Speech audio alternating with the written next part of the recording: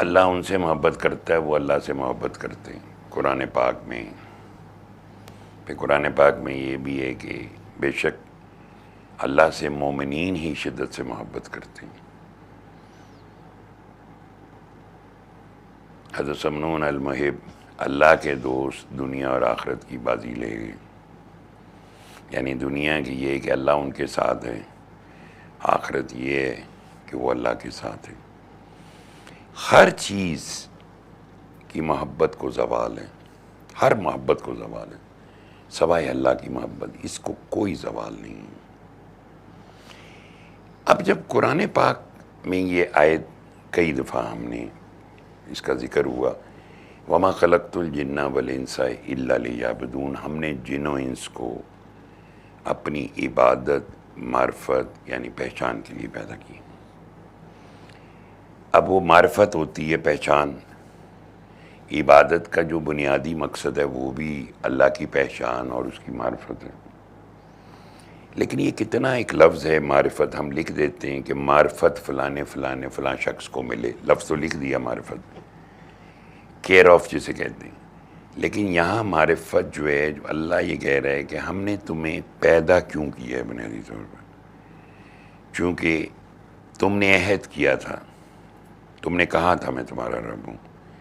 تو جب کوئی کہے میں نے اگر اس روز اول یہ بات کہی تھی، میری روح نے وہاں یہ اعلان کیا تھا، کالو بلا کہا تھا، تو پھر یہاں آ کے کیا ہوا، مجھے کس چیز نے مجھے اس ٹریک سے ہٹایا ہے کہ اللہ نے کی محبت جو ہے اس میں شک کوئی نہیں ہے۔ اللہ ہم سے بے تحاشا محبت کرتا ہے، چونکہ اللہ ہی خالق ہے، اور اس نے ہماری ارواح کو، ہمارے قلوب کو مقام انس و مقام قرب میں رکھا، اور الفت کی نگاہ سے دیکھا، محبت کے کلمات سنائے، سب کچھ کیا، اللہ نے بہت لاڈ کیا، اور پھر سر الہی یعنی راز خداوندی، روح، ان ساری چیزوں کو دل کے اندر اور دل کو جسم کے اندر بند کر دیا، اور جسم کو عبادت کی طرف لگا دیا۔ اللہ جو ہے، اللہ تک جو ایکسس ہے وہ آپ کی روح کے ذریعے، جسم کی جو ایکسس ہے وہ جسم تک ہے ہمیشہ، باڈی ٹو باڈی۔ جو ہماری دنیا کی محبتیں ہیں یا ملنا جو ہے وہ ایک وجود کا دوسرے وجود سے ملنا ہے۔ اللہ تک ہم وجود سے کیا جائیں گے؟ ہمارا تو وجود ہی ایک، ہم کس چیز سے، ہم نے تم ایک نطفے سے پیدا کی، ایک گندگی ہے ہم، تو اس کے اندر جو اپنا روح پھونکی اللہ نے اپنی، ہم نے آدم میں اپنی روح پھونکی، تو اس کا مطلب ہے کہ یہ ایک ایکسس کوڈ ہے کہ جو اس نے اپنے تک ہمیں دی ہے، اپنی ساری محبت کو اس جو نفس کے جو پیرائے ہیں ان پردوں کے پیچھے چھپایا ہے کہ ہم یہ نفس تزکیہ نفس کریں تاکہ ہمیں راستہ ملے اللہ تک۔ اب ایک چیز کا مجھے علم ہی نہ ہو، میرا عمل بھی نہیں ہو سکتا۔ اب اللہ کے بارے میں ہم نے یہ سنا ہے جو کلندر پاک رحمۃ اللہ علیہ سے، کہ جو کرتا ہے اللہ کرتا ہے، جو چاہتا ہے جہاں چاہتا ہے، جیسے چاہتا ہے، جب چاہتا ہے، جو چاہتا ہے کرتا ہے۔ سننے میں کتنا اچھا لگتا، لیکن میرا تو دل یہی کرتا ہے کہ بھیا اللہ جو میں کہہ رہے ہوں مان لے،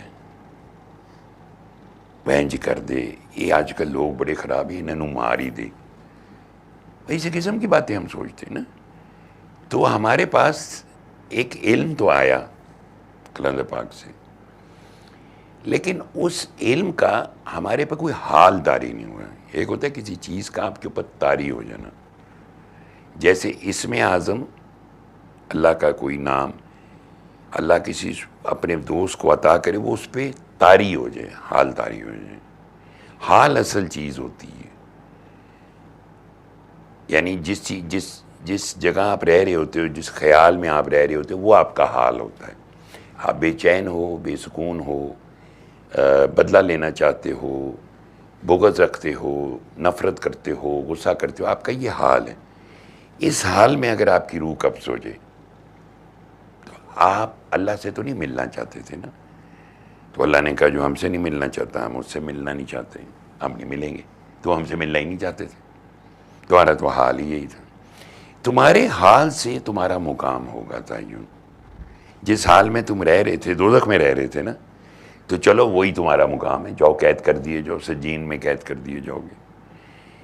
اب ہمیں علم کی بات پتہ چل گئی کہ یار اللہ ہوئی یہ کلندر پاک نے تو بالکل ہی سارے رستے پہلے بند کیتے نے ساڈے، کہ بس اللہ پہ، بس اللہ ہے کائنات کا مالک، اور کوئی کچھ نہیں کر سکتا کائنات.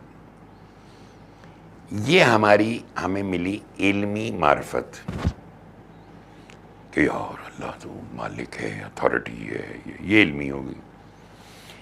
اب ہمارے اوپر اس کا طاری ہونا حالی معرفت ہے، وہ ہم پہ طاری نہیں ہو سکتی. چونکہ میں ایک مثال اس دن ساجد کو بھی دے رہا تھا کہ ہمیں کسی نے یہ کہا کہ یار فلاں جگہ پر کوئی کھدائی ہوئی تو اس میں سے کوئی ہوا سی نکلی، اگر اس کو تیلی لگا دو تو وہ آگ لگ جاتی. یہ علم تھا. آپ نے کہا یار جھوٹ بول رہے، میں جا کے چیک کر کے آتا ہوں. آپ نے دیکھا کہ وہاں لوگوں کو دکھایا جا رہا ہے، یہ دیکھو آگ لگ گئی. آپ نے کہا یار ابھی بھی ایلوژن ہو سکتا ہے، کیوں نہ اس کو جا کے خود ٹچ کروں. آگ ہے، ایلوژن ہے، کیا ہے. جو ہی ہاتھ ٹچ کیا ہاتھ جلا. آپ نے کہا نہیں. علم الیقین سے عین الیقین اور حق الیقین، یہ ایک ظاہری سی بات میں بتا رہا ہوں، لیکن اللہ تک کا جو عین الیقین اور حق الیقین ہے وہ کچھ اور ہے.